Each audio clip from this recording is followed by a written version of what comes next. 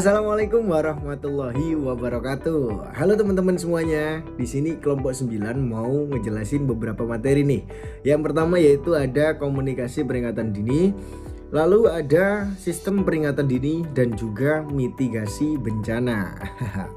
Pelan-pelan satu-satu nih bakal kita jelasin ke teman-teman semuanya.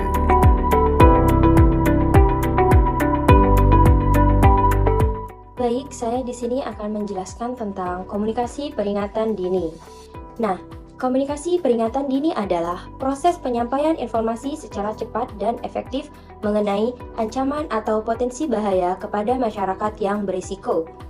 Tujuannya adalah untuk memberikan waktu yang cukup agar masyarakat dapat mengambil tindakan preventif atau responsif untuk mengurangi dampak dari bencana tersebut. Komunikasi peringatan dini melibatkan beberapa elemen, antara lain 1. Pemantauan dan deteksi, menggunakan teknologi dan sistem untuk mendeteksi potensi bahaya atau bencana seperti gempa bumi, banjir, atau cuaca ekstrim. Yang kedua, analisis risiko, memiliki potensi dampak dari ancaman yang terdeteksi terhadap populasi dan infrastruktur. Yang ketiga, pengiriman informasi, penyampaian peringatan melalui berbagai saluran komunikasi seperti sirine, radio, televisi, dan media sosial lainnya. 4. Tindakan tanggap darurat, memberikan panduan dan instruksi yang jelas kepada masyarakat mengenai tindakan yang harus diambil seperti evakuasi atau berlindung di tempat aman. Yang kelima, evaluasi dan pembaruan. Setelah peringatan diberikan, penting untuk mengevaluasi efektivitas komunikasi tersebut dan memperbarui sistem peringatan dini berdasarkan hasil evaluasi. Nah, sistem komunikasi peringatan dini yang efektif membutuhkan kolaborasi antara pemerintah, organisasi, non-pemerintah, media, dan masyarakat.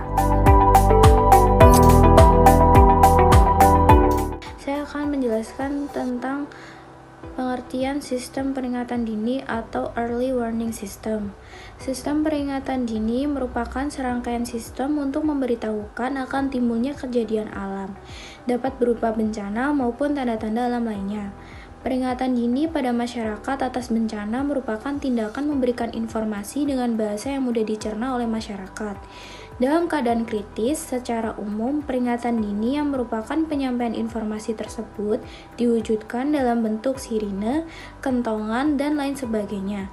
Namun demikian, menyembunyikan sirine hanyalah bagian dari bentuk penyampaian informasi yang perlu dilakukan karena tidak ada cara lain yang lebih cepat untuk mengantarkan informasi ke masyarakat. Harapannya adalah agar masyarakat dapat merespon informasi tersebut dengan cepat dan tepat. Kesigapan dan kecepatan reaksi masyarakat diperlukan karena waktu yang sempit dari saat dikeluarkannya informasi dengan saat dugaan datangnya bencana. Kondisi kritis, waktu sempit, bencana besar, dan penyelamatan penduduk merupakan faktor-faktor yang membutuhkan peringatan dini. Semakin dini informasi yang disampaikan, semakin longgar waktu bagi penduduk untuk meresponnya. Selanjutnya adalah tujuan sistem peringatan dini. Bagi masyarakat Indonesia, sistem peringatan dini dalam menghadapi bencana sangatlah penting, mengingat secara geologis dan klimatologis wilayah Indonesia termasuk daerah rawan bencana alam.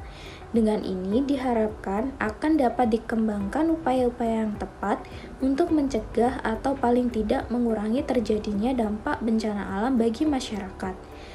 Keterlambatan dalam menangani bencana dapat menimbulkan kerugian yang semakin besar bagi masyarakat. Dalam siklus manajemen penanggulangan bencana, sistem peringatan dini bencana alam mutlak sangat diperlukan dalam tahap kesiagaan. Sistem peringatan dini untuk setiap jenis data, metode pendekatan, maupun instrumentasinya. Tujuan akhir dari peringatan dini adalah masyarakat dapat tinggal dan beraktivitas dengan aman pada suatu daerah serta tertatanya suatu kawasan. Untuk mencapai tujuan akhir tersebut, maka sebelumnya perlu dicapai beberapa hal sebagai berikut. Yang pertama, diketahuinya daerah-daerah rawan bencana di Indonesia. dibutuhkannya knowledge, attitude, dan praktis dari masyarakat dan aparat terhadap fenomena bencana, gejala-gejala awal, dan mitigasinya. Yang ketiga, tertatanya suatu kawasan dengan mempertimbangkan potensi bencana. Yang terakhir, secara umum perlu pemahaman terhadap sumber bencana. Selanjutnya ada pelaksanaan sistem peringatan dini. Informasi dini terhadap bencana didapatkan dengan dua macam cara, yakni sebagai berikut. Yang pertama, konvensional. Secara konvensional, pengenalan bencana dilakukan dengan pengenalan terhadap gejala-gejala alam yang muncul sebelum terjadinya bencana yang disesuaikan dengan karakteristik bencananya. Yang kedua, modern. Secara modern, pengenalan bencana dilakukan dengan pemantauan aktivitas di atmosfer secara periodik dengan satelit maupun peralatan berteknologi tinggi. Pengenalan gejala bencana alam merupakan hal yang penting dalam early warning system. Hasil evaluasi menunjukkan bahwa sebagian besar sistem peringatan dini bencana alam sulit untuk diaplikasikan. Biaya instansi, perangkat keras, perangkat lunak, jaringan telekomunikasi, dan operasionalnya memerlukan pendanaan yang sangat mahal. Dalam kondisi seperti ini, maka kesiapsiagaan dan mengenali gejala alam akan munculnya bencana merupakan jawaban yang paling memungkinkan.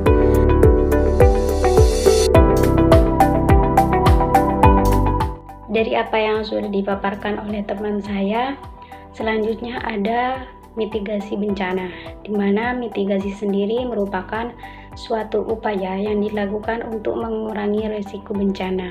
Menurut Undang-Undang Nomor 24 Tahun 2007, mitigasi adalah serangkaian upaya untuk mengurangi risiko bencana baik melalui pembangunan fisik maupun penyadaran dan peningkatan kemampuan dalam menghadapi ancaman bencana.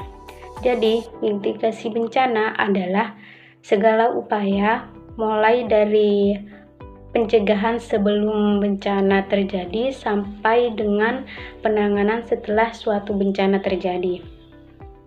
Dengan adanya mitigasi, tujuannya itu agar mengurangi suatu dampak buruk yang terjadi dari suatu peristiwa. Mitigasi mempunyai beberapa tahapan yang berdasarkan siklus waktunya yang dibagi menjadi 4 tahap, yaitu pertama, mitigasi.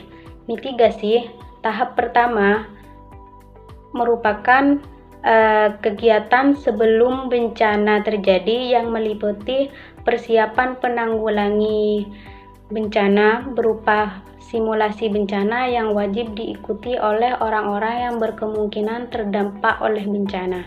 Jadi sekitarnya itu harus melakukan suatu mitigasi atau upaya yang sekiranya bisa dilakukan sebelum bencana itu terjadi. Yang kedua yaitu perlindungan dan evakuasi. Kegiatan perlindungan dan evakuasi diperlukan saat bencana terjadi. Saat terjadinya bencana, maka korban harus berlindung di tempat yang aman dan mengungsi untuk sementara waktu agar tidak terkena dampak serius dari bencana yang sedang berlangsung. Jadi, perlindungan dan evakuasi ini dilakukan pada saat bencana waktu itu terjadi.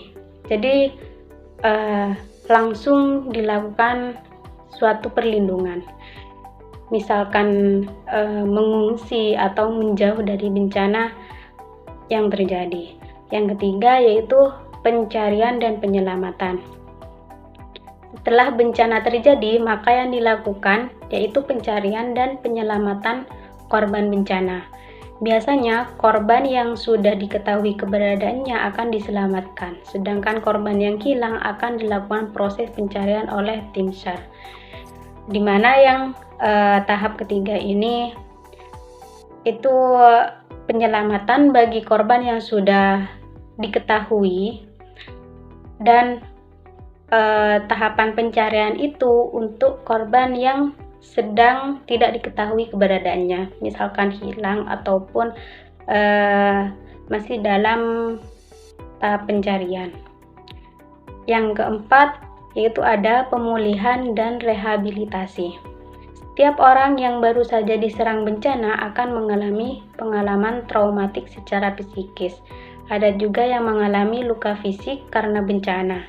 Setelah bencana terjadi, hal yang akan dilakukan yaitu pemulihan dan rehabilitasi untuk penyembuhan suatu korban bencana dari rasa trauma serta luka fisik yang dialaminya.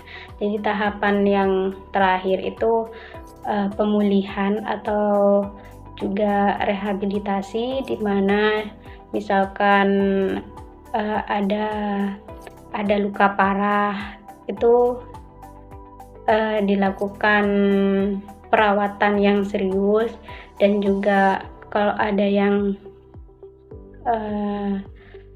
psikisnya terkena, itu misalkan mengalami trauma yang sangat besar, itu harus dilakukan terapi untuk menghilangkan rasa trauma tersebut. Sekian dari saya, materi yang disampaikan yaitu mitigasi bencana. Assalamualaikum warahmatullahi wabarakatuh.